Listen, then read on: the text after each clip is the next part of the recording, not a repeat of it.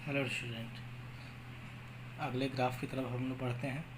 ठीक है, पिछले वीडियोस में हम लोगों ने कुछ ग्राफ्स देखे थे, अब उसके आगे देखते हैं कुछ और फंक्शन के ग्राफ।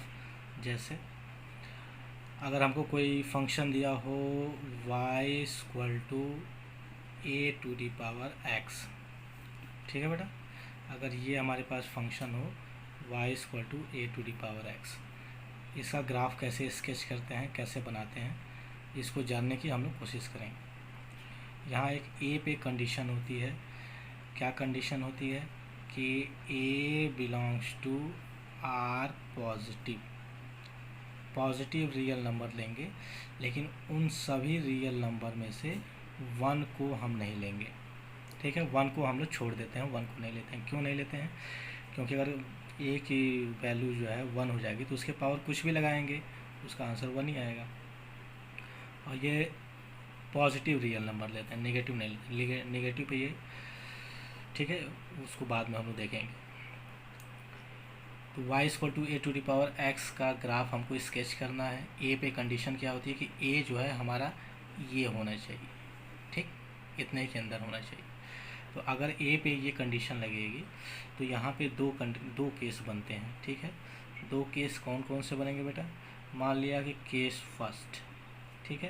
केस फर्स्ट क्या होगा कि अगर हमारा ए जो हो वो 0 और 1 के बीच में हो, ठीक है।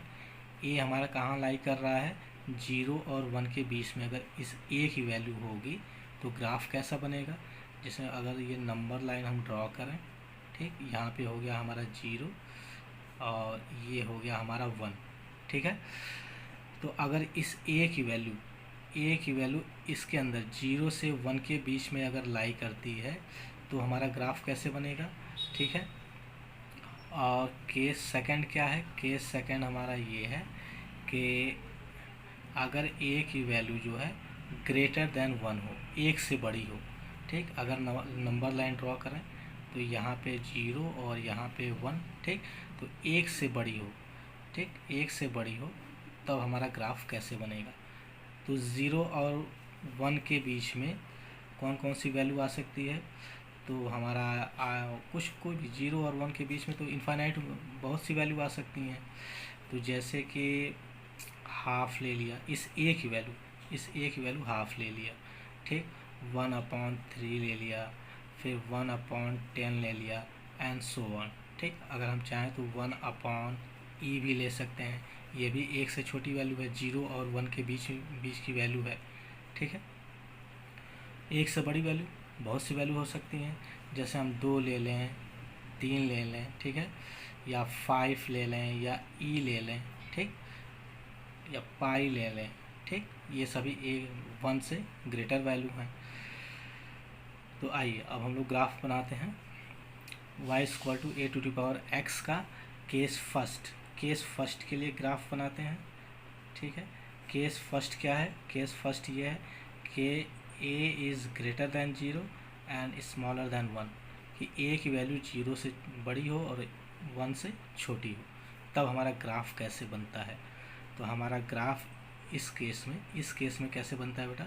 इस केस में हमारा ग्राफ जो है वो ऐसे बनता है। देखिए, ये हमारी हो गई y एक्सिस, ये हमारी हो गई x एक्सिस, ठीक है, ये x एक्सिस और ये y एक्सिस, ठीक है। तो ग्राफ कैसे बनेगा हमारा? ग्राफ हमारा ऐसे बनता है, डिक्रीजिंग ग्राफ बनता है। ये डिक्रीजिंग ग्राफ है, ऐसे बनेगा, ठीक है। ये वाला पॉइंट कौन सा पॉइंट होता है? अगर हमको ये पता करना हो कि ये पॉइंट कौन सा पॉइंट होता है, तो देखिए ये पॉइंट होता है 0,1, 0,1 ये पॉइंट होता है। कैसे होता है? देखिए, फंक्शन हमारा क्या है? y=a⁻x है। तो y एक्सिस पे x का कोऑर्डिनेट हमेशा 0 होता है, यानी x की वैल्यू हमेशा 0 होती है। तो यहाँ पे अगर हम 0 पुटअप करेंगे तो a⁻0, और किसी भी क्वांटिटी की पावर अगर 0 है तो उसकी वैल्यू कितनी होती है? 1। तो a⁻0, तो इस पूरे की वैल्यू हो गई 1, तो y की वैल्यू कितनी आ गई? 1। तो इसलिए ये वाला पॉइंट जो है 0,1 होता है हमेशा, ठीक है।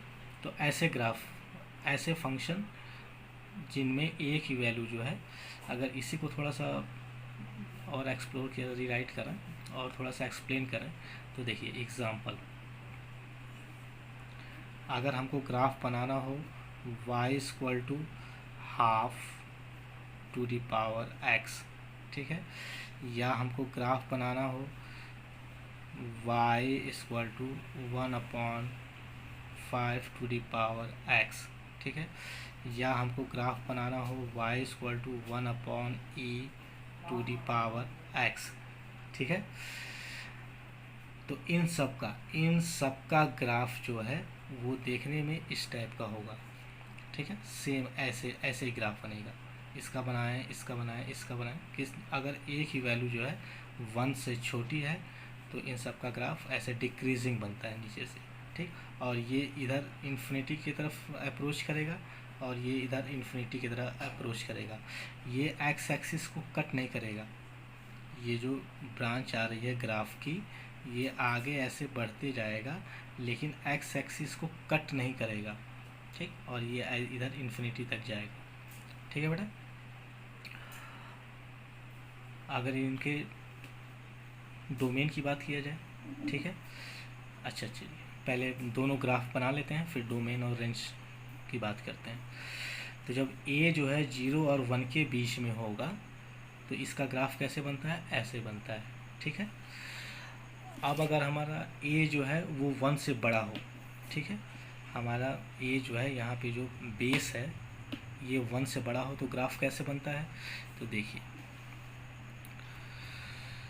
ये हमारी एक्स वाई एक्सिस हो गई, ये हमारी एक्स एक्सिस हो गई, ये एक्स एक्सिस, ये हमारी वाई एक्सिस। हम किसके लिए ग्राफ बना रहे हैं, हम ग्राफ बना रहे हैं ए इज़ ग्रेटर देन 0, यानी किसका ग्राफ हम बना रहे हैं, हम बना रहे हैं ग्राफ जो है, देखो अगर हमको ग्राफ बनाना हो y equal to 2 to the power x, y equal to 3 T to power x, ठीक है, या y equal to e to the power x, ठीक है। तो इनका ग्राफ कैसे बनेगा, यहाँ पे देखिए ये a की वैल्यू जो बेस है वो 1 से बड़ी है, ठीक, ये 2 है, ये 3 है, ये e है, e की वैल्यू अप्रॉक्स वैल्यू 2.7 होती है, ठीक। इनका ग्राफ अगर बनाना हो, इन सभी ऐसे फंक्शंस का ग्राफ बनाना हो तो कैसे हम बनाएंगे, देखिए इसका ग्राफ जो है ये जो है इंक्रीजिंग फंक्शन होता है, ये इसका ग्राफ ऐसे बनता है, ठीक है। ये वाला पॉइंट कौन सा होता है, तो वही अभी हम थोड़ी देर पहले हमने समझाया, ये वाला पॉइंट होगा 0,1, ठीक है। कैसे फाइंड आउट करते हैं, अभी हमने यहाँ पे पुटअप करके बताया कि x की वैल्यू 0 पुटअप करेंगे तो y की वैल्यू 1 आएगी। सेम चीज़ यहाँ भी करते हैं, ठीक है। तो ये हमने क्या सीखा, हमने सीखा कि एक्सपोनेंशियल फंक्शन का ग्राफ कैसे स्केच करते हैं। तो जितने भी function a to the power x type के होते हैं उनको हम एक्सपोनेंशियल फंक्शन कहते हैं। इसमें 2 कंडीशन है, पहली कंडीशन की a की वैल्यू जो है वो 0 और 1 के बीच में होगी तो ग्राफ ऐसे बनेगा, ठीक। 0 और 1 के बीच में कैसी वैल्यू हो सकती है, तो ऐसी वैल्यू हो सकती है, यानी इन सब का ग्राफ जो है इस टाइप का बनेगा। अगर बेस की वैल्यू 1 से बड़ी है तो इस केस में ग्राफ जो है इंक्रीजिंग बनता है, इस टाइप का बनता है, ठीक। जैसे हम लोग पढ़ते हैं e to the power x, y equal to e to the power x, तो e to the power x जो है वो इसी का स्पेशल केस होता है, इसका a to the power x का, ठीक है। तो इसमें बेस हम जो है 2.7 ले लेते हैं, तो e to the power x का ग्राफ भी जो है वो ऐसे ही बनता है, ठीक है। तो ठीक है बेटा, तो इसमें हम लोगों ने डिस्कस किया एक्सपोनेंशियल फंक्शन का ग्राफ कैसे बनता है, ये हमने आपको बता दिया, ठीक।